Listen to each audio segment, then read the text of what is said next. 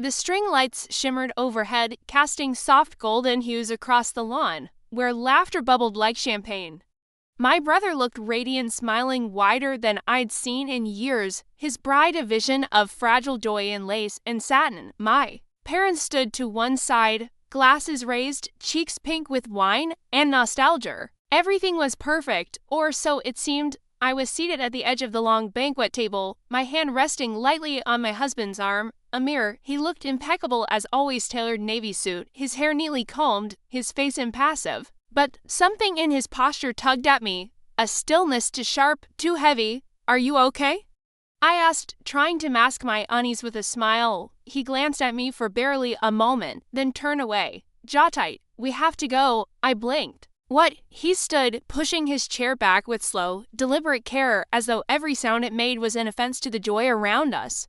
Now, for a second, I didn't move. My parents were laughing just a few feet away, cheeks warm with pride. My brother was swaying with his new wife on the dance floor, their arms wrapped around each other like they were made of one soul. But Amir was already walking toward the exit, not even waiting to see if I'd follow. The drive home was quiet. Not the kind of quiet born from peace, but the kind that crept like mold into your walls.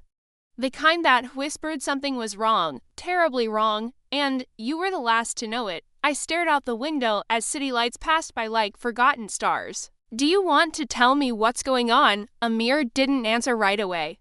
His grip on the steering wheel was firm, knuckles pale. Finally, he spoke, each word carved from stone. "You lied to me." The air in the car turned thin. "What are you talking about? 3 years. We've been married 3 years, and not once did you think I deserved to know." My heart thudded. "Know what?" He turned to look at me at a red light. His eyes weren't angry, they were cold and moved. "The apartments. There it was." I sat back in the seat, blood rushing to my ears. "I didn't lie," I said quietly. "I just didn't mention them." His laugh was bitter. "Oh, I see, you didn't lie. You just forgot to bring up that you inherited 3 apartments from your grandmother before we got married?" I didn't speak. "You had them signed in your name, didn't you?" Before we even said our vows, I nodded once. Yes. The light turned green. He drove on, slow and deliberate for someone who claims to believe in partnership. He said, "You're very good at keeping secrets." I looked at him then, really looked. The man I had loved, shared a home with, cooked dinner for, prayed beside. The man who held my hand through the loss of our first child, who whispered dreams into my ear when I couldn't sleep, and yet there he was, dissecting our life like it had all been a transaction. "I didn't tell you because I didn't think I had to," I said, my voice barely more than breath. "They were left to me. They're from my mother's side. My grandmother entrusted them to me before she died. And I knew." I trailed off, ashamed. "I knew if I told you, you'd see them as ours." "But they're not." He pulled the car into our driveway. The house looked the same, calm, familiar, yellow light spilling through the kitchen window. But everything had shifted, the bones beneath our life had cracked. "I can't believe you," Amir said. He didn't look at me. "All this time you've been holding back." "While I worked overtime, while we struggled to furnish this house, I helped, I cut in. I worked too, I paid for the renovations, for the car, with your salary, yes. But you could have done more." I flinched like he'd slapped me. "So that's what this is about. You think I owe you the apartments?" He finally turned to me, his expression unreadable. "No," he said, "I think you owe me honesty. But you've built a world in your name. And now I know this marriage isn't a partnership, it's a contract.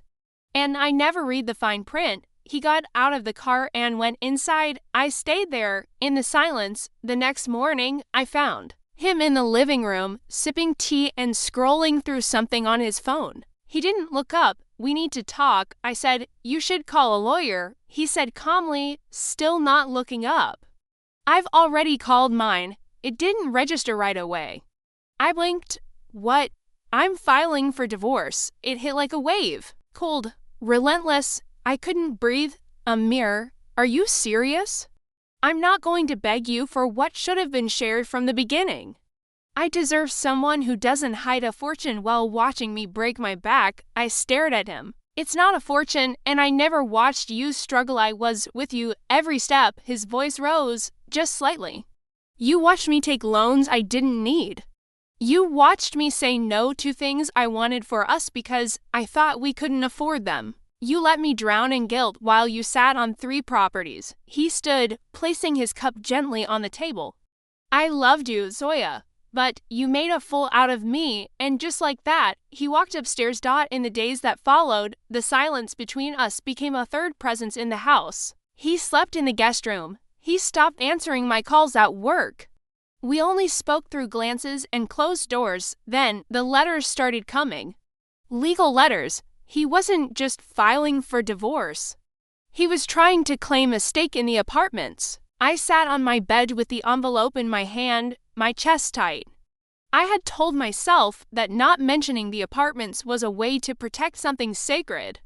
But now, the very thing I'd hidden had become the weapon in his hand. My parents didn't know yet. Neither did my brother. I couldn't bring myself to shatter their joy so soon after the wedding, but I knew it wouldn't stay secret for long. Amir wasn't the type to play quiet. I met with my lawyer, a quiet, composed woman named Nadia, who read the documents with a furrowed brow. He's arguing that since you were married when the properties started generating income, he's entitled to a share, she said, tapping the page. They were mine before the marriage, I said. He knew nothing about them. She looked at me, then nodded slowly. It will be a tough case, but he's bitter. He wants a win. It was the bitterness that frightened me. Not the legality, not the finances. It was the way Amir had changed overnight. The way his love had turned into something sharp, tactical, cold. I had loved him so deeply, and now he was trying to strip me bare. One night, I couldn't sleep. I wandered into the kitchen for water and found him there, leaning against the counter, staring out the window. Why are you doing this? I asked. He didn't move because I gave everything to this marriage. And you held back. I held back something that was never ours. Something I didn't want tainted by this. You don't get to decide that, he said. You don't get to play gatekeeper while I break myself for you. I stared at him, terror stinging my eyes. So that's what I was, a burden? He looked at me for a long moment. No, you were the prize. And I lost. He left the kitchen, leaving me with only the soft hum of the refrigerator and a storm brewing in my chest. It wasn't about the apartments anymore. It was about betrayal, his, mine, ours, and as I stood in the empty living room one morning, the echo of our life surrounding me, I made a quiet, solemn promise to myself. If he wanted war, he'd get it. But it wouldn't be the kind he expected. The house grew colder, even in the warmth of early summer. Not physically, no. The sunlight still streamed through the windows, and the air conditioning hummed dutifully. But emotionally, spiritually, the place had become a mausoleum. The laughter that once filled our kitchen, the warmth of shared breakfasts, the soft hum of late-night conversations, all of it had turned into silence sharpened by resentment. I stopped trying to speak to Amir. Instead, I started listening to the small things, the faint tapping of his keyboard behind the closed guest room door, the unusually long phone calls in hushed tones, the receipts he left lying around for meetings at high-end restaurants. At first, I thought it was just business. But then came the envelope. It arrived in the mail, addressed to him, but mistakenly placed in my hands by the deliveryman. A fat, sealed folder with an embossed logo from a real estate law firm I didn't recognize. Curiosity or maybe dread gripped me. I didn't open it immediately. I stared at it for a long time. Something deep in my chest told me that what was inside would change everything. And it did. Inside were copies of deeds, listings, transaction histories. A full paper trail revealing something I never imagined. Amir had been quietly buying property behind my back, 2 apartments, both purchased in cash. Both under a shell company with only his name listed as director. I sat on the edge of our bed, my bed unable to breathe. The dates on the documents went back more than a year, well before our fight. Well before the wedding that had supposedly triggered his outrage.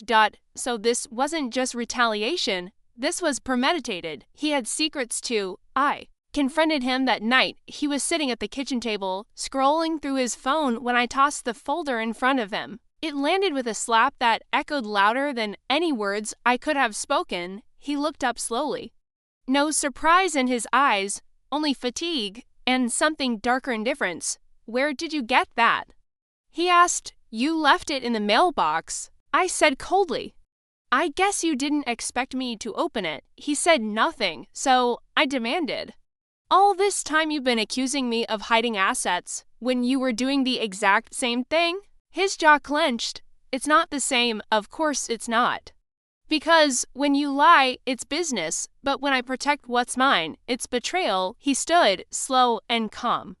"You think I did this to hurt you? I did this because I saw the writing on the wall. You never planned to build anything with me.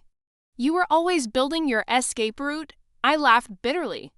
"So you built yours first. Self-preservation," he said. "Something I learned watching you." It hit me then he had never trusted me. Not really, maybe not from the beginning. And perhaps I had sensed it all along, buried under the sweet gestures, the tender words. There had always been a transactional thread woven into the fabric of our love. I had just refused to pull it loose, but now I yanked. "I'm going to fight you in court," I said. "You won't touch a brick of what my grandmother left me." He didn't flinch. "And I'll fight you back. I've got time and money.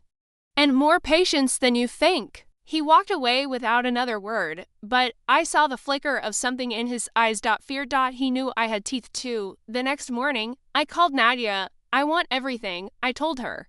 "I want a full investigation.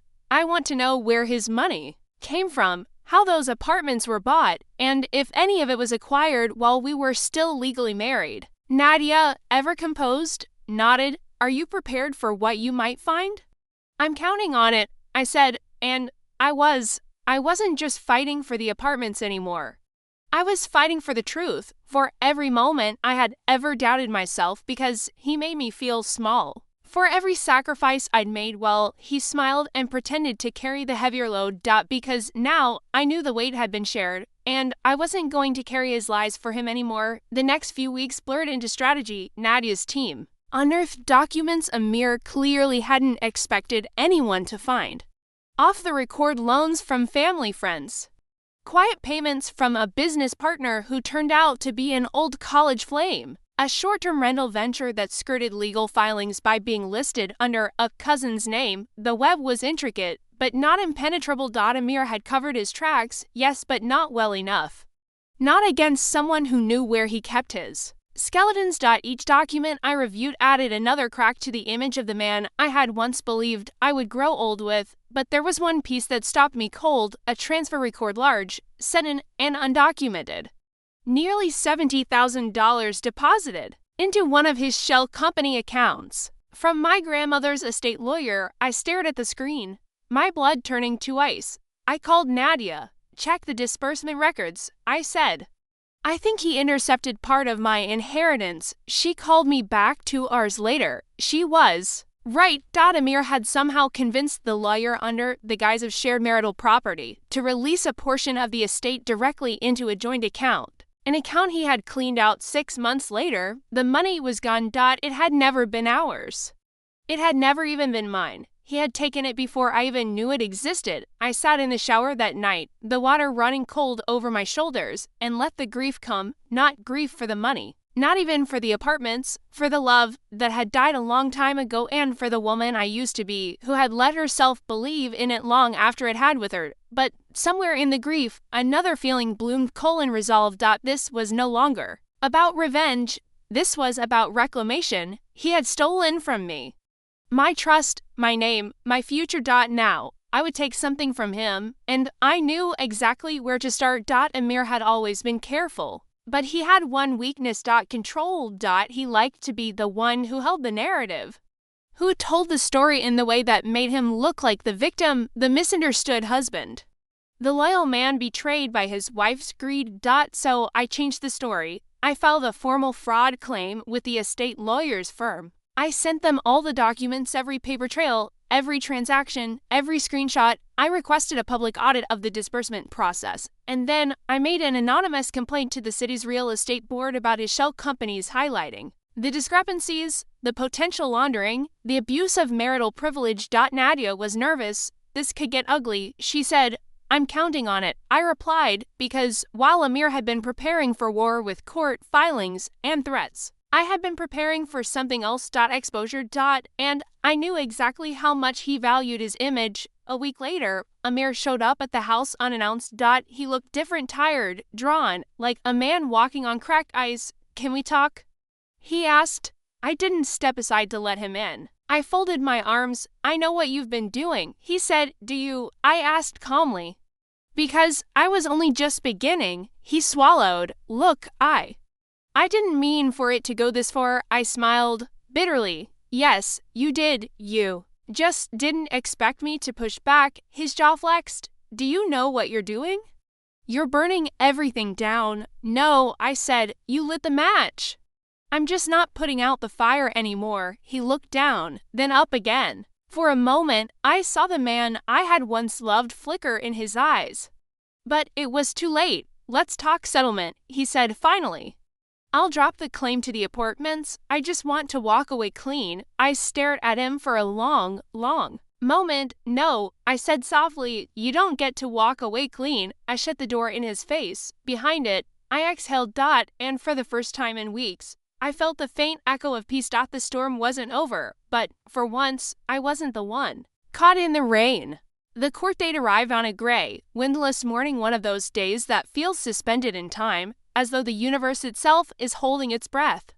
I stood outside the courthouse, my hand gripping the leather strap of my bag. Nadia at my side. She was calm, sharp-eyed, and impeccably dressed as always. But I could feel the tension beneath her stillness. "Once we enter," she said, "there's no going back." I nodded.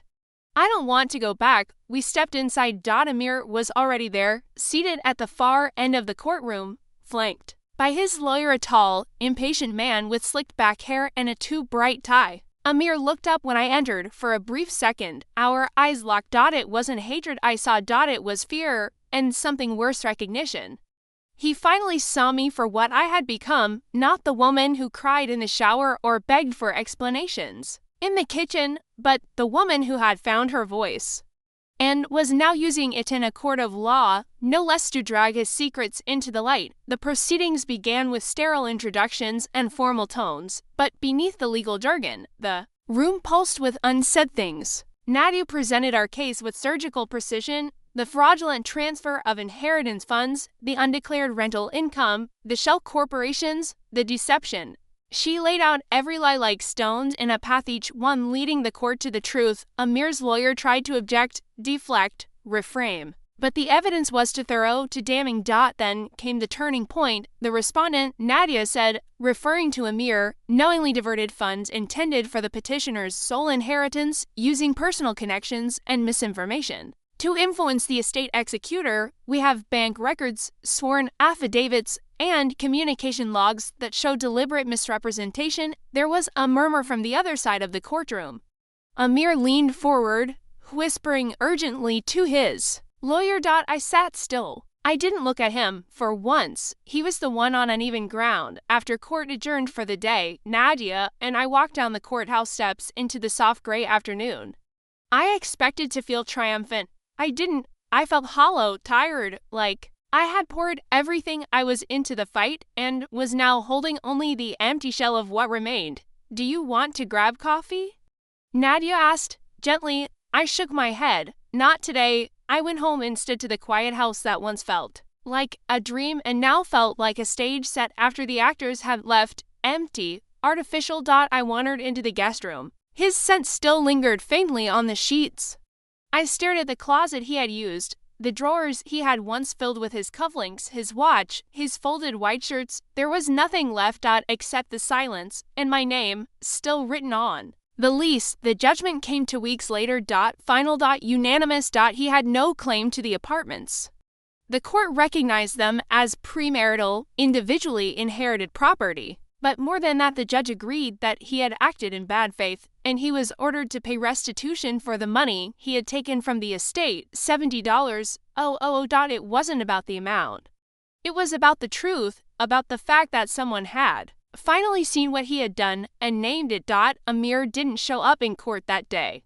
His lawyer delivered the news with a few dry words and a nod. I stepped out into the sunlight and felt for the first time in months lightness. It wasn't joy. Not yet, but it was freedom. In the weeks that followed, I slowly stitched my life back together. I moved into one of the apartments, Rama's favorite one, the one with the small balcony facing the street where she used to sip chai every morning. I kept her rocking chair, even though the cushion was faded and the wood creaked. I started lighting candles again, playing music while I cooked, inviting laughter back into my space, and I let myself remember who I had been before Amir, a woman with ambition, a woman with a voice, a woman who didn't need permission to own what was already hers. My family eventually learned the truth. Quietly, I told them after the dust had settled. After my brother and his wife returned from their honeymoon and the glow of their wedding had mellowed into routine, they were shocked, of course. My mother wept. My father said very little, but when he hugged me, his arm stayed around me longer than usual. I wish you'd told us sooner, he said. I wasn't ready, I replied, and I hadn't been, but now I was. One evening, a letter arrived in my mailbox. No stamp, no return address. I opened it and immediately recognized the handwriting. Zoya, I lost you the moment I stopped seeing you as a person and started seeing you as an obstacle. I know I can't undo what I've done, but I need you to know I'm sorry. Not because I lost, but because I finally understand what I threw away. You were never the liar. I was ... I folded the letter slowly, and then I burned it. Some apologies come too late, and some wounds should not be reopened, even for closure. I didn't need his words. I had mine. 1 year later, I stood on the same lawn where my brother had danced on his wedding night. The string lights were still there, so was the laughter. But this time, I was different. My friend Zara was getting married, and I was her maid of honor. As the music swelled and the guests rose to dance, I stood to one side and watched. The joy on their faces didn't sting anymore. It didn't remind me of what I lost, it reminded me of what I had survived. I wasn't bitter, I was awake. And stronger than I had ever been. A man approached from the crowd. Someone Zara had introduced me to a few weeks before. Sad, kind eyes, honest laugh. A quiet strength I had come to admire. He held out his hand. Dance. I hesitated for a heartbeat, then I smiled and stepped forward because the story wasn't over. Not by a long shot.